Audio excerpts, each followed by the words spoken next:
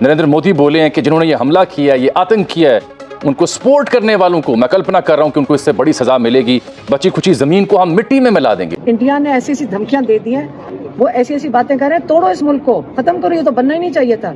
आपको इतनी जलालत कर रहे हैं। इस वक्त सबसे अहम बात है कायद-ए-आज़म मोहम्मद अली जिन्ना। मोदी ये एक जेनोसाइडल मैनियक है, ये नेतन्याहू से कम नहीं है। इस किस्म की थ्रेट बड़ी खतरनाक है क्योंकि कोई मुल्क खासतौर पे पाकिस्तान जिसमें 75% आबादी पंजाब, सिंध, खैबर पख्तूनख्वा और बलूचिस्तान की ज़राअत पेशा है, वो तो जिंदगी मौत का मसला है। हमने कहा था अगर आप ये करेंगे it's an act of war, उन्होंने किया, it is now an act of war. अब आप मुझे बताएं कि ये जो जंग शुरू हो गई है ये कैसे लड़ेंगे। जनरल बाजवा ने खुद कहा था कि हम कोई ऐसी लंबी जंग लड़ नहीं सकते।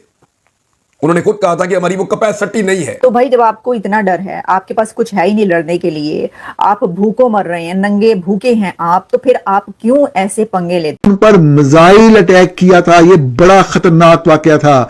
इस वाकये के बाद पाकिस्तान के अंदर से साफ जाहिर है कि यही डिमांड थी कि पाकिस्तान इस बात का जवाब दे जो पाकिस्तान की कौम अपने खून पसीने की कमाई से 4000 अरब का बजट जो है वो देती है अपनी मुसल्लह अफवाज को, इसीलिए कि पाकिस्तान की सॉवरेनिटी को वायलेट होने से बचाया जाए। पाकिस्तान ने सीज फायर तोड़ दिया और उसके बाद उसने भारत के ऊपर ड्रोन से हमला भी किया था जो हमने बेकार कर दिया था। अब पाकिस्तान के अंदर ये खौफ हो गया है कि भैया अब मोदी छोड़ेगा नहीं, अब भारत जो है वो किसी भी हालत में पाकिस्तान के 4-5 टुकड़े कर देगा। दोस्तों बात ये है कि पाकिस्तान जो है ये कुत्ते की पूंछ है, ये कभी सीधा नहीं हो सकता। जब इसने देखा कि भारत ने हमला कर दिया, चारों तरफ से इसको फूंक दिया है, तो ये हाथ जोड़ता हुआ आ गया कि जी बंद कर दो, लड़ाई बंद कर दो, हम नहीं लड़ेंगे, सीज फायर कर लो। और जब सीज फायर कर दिया तो फिर पीठ में छुरा घोंप दिया। दोस्तों ये पाकिस्तान जो है ये कभी ना सुधरा है और ना कभी सुधरेगा। इनका सिर्फ एक ही इलाज है कि इनको ख़त्म ही कर दिया जाए, इनको मिटा ही दिया जाए। और मेरे को लग रहा है कि अब आने वाले दिन के अंदर कुछ ना कुछ ऐसा होने वाला है जिससे पाकिस्तान का सत्यानाश पूरा हो जाएगा। दोस्तों बात यह है कि पाकिस्तान का ख़त्म हो जाना ही हमारे लिए अच्छा है। बाकी आप कमेंट्स जरूर कीजिएगा, कमेंट्स करके बताइएगा, वीडियो को लाइक और चैनल सब्सक्राइब जरूर कीजिएगा। Thank you very much. क्या इंडिया ये मानेगा? देखिए एक ही तरीका है इंडिया को हराना।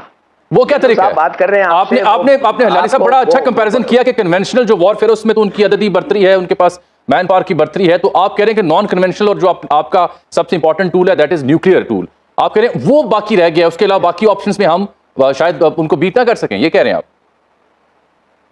यस, और कोई ऑप्शन हमारा है ही नहीं, ओनली न्यूक्लियर ऑप्शन।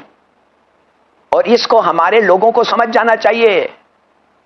देखिए ये ठीक बात है, हमारे डिप्लोमेट्स को यूनाइटेड नेशन सिक्योरिटी काउंसिल का इमरजेंसी सेशन लेना चाहिए, हमारे जोरिस को इंटरनेशनल कोर्ट ऑफ जस्टिस से एडवाइजरी ओपिनियन लेना चाहिए कि कोई एक आदमी जो एक मुल्क जो ट्रीटी साइन करता है, क्या वो उठ के एक दिन कह सकता है बस बस बस ये काफी हो गया, हम इसको नहीं मानते? कर सकता है ऐसी चीज? ये सब वो कहते हैं पेरिफेरल मैटर्स हैं।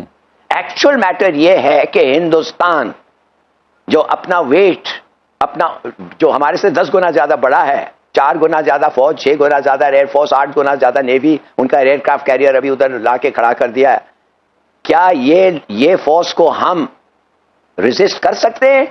बिल्कुल कर सकते हैं। करके दिखाया? कर सकते हैं। नहीं दिखाया। किधर दिखाया है? किधर दिखाया? अभी तो 100 बिलियन का इन्होंने अभी वेपन्स जो लिए हैं, ये किसके लिए लिए हैं? ये इंडिया ने ये हर जगह जाके जो तैयारी लगी, किस लिए भाई? ये तो पाकिस्तान के लिए लिया है।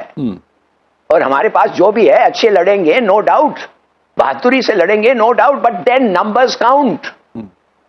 और अब ये वक्त आ गया है टू काउंट। और हमारे पास 160 न्यूक्लियर वॉरहेड्स हैं। एक ही तरीका है हिंदुस्तान को जीतने से रोकना, एक ही तरीका। जैसे एक ही तरीका है यूक्रेन को, रूस को रोकने के लिए, मगर यूक्रेन ने अपना वेपन्स दे दिया है। It has surrendered its nuclear weapons. And they are paying the price. एक ही है, nuclear weapons. And they are paying the price. ये सबको इन्होंने चिट्ठी दे दी थी। अमेरिका ने कजाकिस्तान को कहा, उज्बेकिस्तान को कहा, दे दो दे दो दे दो, हम गारंटी करते हैं तुम्हारे पास कोई आके लड़ेगा नहीं तुम्हारे खिलाफ। उन्होंने दे दिया दे दिया दे दिया। अब क्या हो गया? ठीक, आप समझते हैं कि यूक्रेन के पास न्यूक्लियर वेपन्स होते ये पुतिन आगे बढ़ता?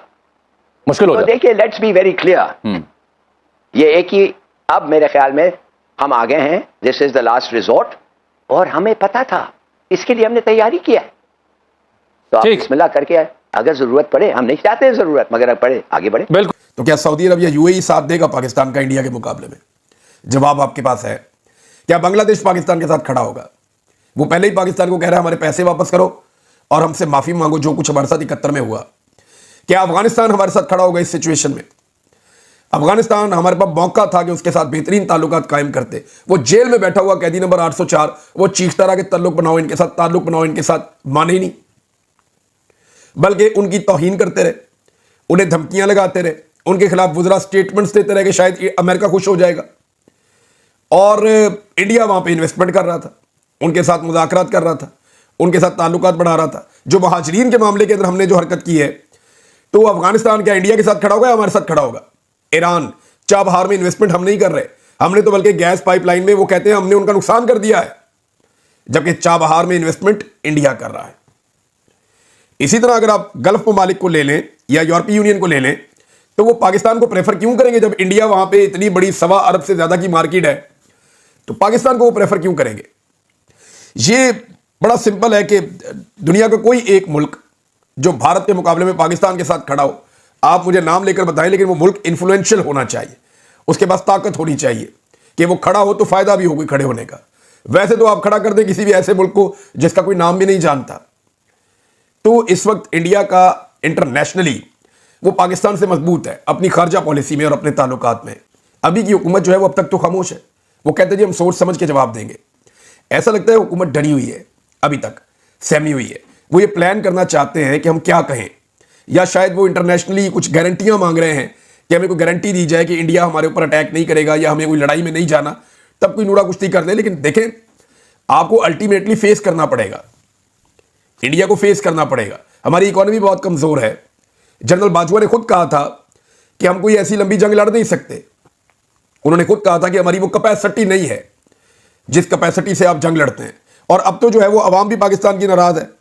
और सोशल मीडिया में मैं देख रहा था पीर की तारीख का एक और बदकिस्मत दिन 1948, 1965, 1971, 1984, 1999 के बाद एक मर्तबा फिर से पाकिस्तान और भारत के दरमियान एक फुल स्केल वॉर का आगाज अब से चंद लम्हे कबल ही भारत की तरफ से पाकिस्तान के दारुल हुकूमत इस्लामाबाद की एयरपोर्ट, जो कि बुनियादी तौर पे इस्लामाबाद में ही वाक़ है, बाद लोग समझते हैं कि वो रावलपिंडी शहर के एरिया में आता है, लेकिन बेसिकली वो इस्लामाबाद की एयरपोर्ट है, इस्लामाबाद का इलाका है एक लिहाज से। उसके अंदर अटैक किया भारत ने, ना सिर्फ इस्लामाबाद की इस एयरपोर्ट पे अटैक किया जिसको हम नूर खान एयरबेस कहते हैं, पाकिस्तान एयरफोर्स के कंट्रोल में है, बल्कि मुरीद बेस के ऊपर और झंग के करीब एक इलाका शोरकोट है, वहां पर शोरकोट में एयर बेस है, वहां पे और एक और जगह पे मुख्तलिफ एयर बेसेस के ऊपर भारत ने जो है वो अटैक किया। और उसके बाद पाकिस्तान ने फौरी तौर पर ऐलान किया, पहले तो DGISPR ने बताया कि पाकिस्तान ने इन हमलों को नाकाम बना दिया है, मोबाइल को इंटरसेप्ट किया है और ये हमले, भारत के ये हमले नाकाम हुए हैं और पाकिस्तान एयरफोर्स के एसेट्स को कोई नुकसान नहीं पहुंचा। ये DGISPR लेफ्टिनेंट जनरल अहमद शरीफ चौधरी का कहना था। इसके बाद उन्होंने ये भी कहा कि भारत अब हमारे हमले का इंतजार करे। तब से अहम डेवलपमेंट ये हुई कि कुछ देर के बाद पाकिस्तान की मुसल्लह अफवाज की तरफ से ऐलान किया गया कि पाकिस्तान की एयर स्पेस बंद कर दी गई है। एयर स्पेस का बंद किया जाना इस बात की वाज़ेह अलामत होता है कि वो मुल्क अब इस वक्त कोई जो फजाई हमला है वो करने जा रहा है और किसी भी लम्हे करने जा रहा है। और वही हुआ, चंद लम्हों के अंदर अंदर पाकिस्तान ने जमीन से जमीन पर मार करने वाले मिसाइल और पाकिस्तान एयरफोर्स को स्क्रैम्बल किया। पाकिस्तान एयरफोर्स ने भी अपनी कार्रवाई जो है वो शुरू कर दी।